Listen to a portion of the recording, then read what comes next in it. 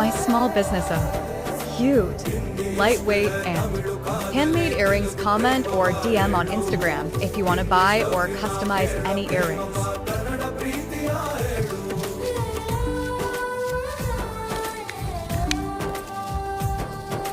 ನನಗೆ ನೀನು ಯಾರು ಗೊತ್ತಿಲ್ಲ, ಕನಸಲು ನೀನು ಎಂದು ಬಂದಿಲ್ಲ.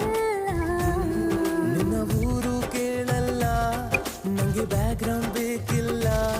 ನಿನ್ನ ಬಂಧು ಬಳಗಾನು ನಂಗೆ ಯಾರು ಗೊತ್ತಿಲ್ಲ. ಇವಳು ಯಾವೂರ ಚಲುವೆ ಶಿವ.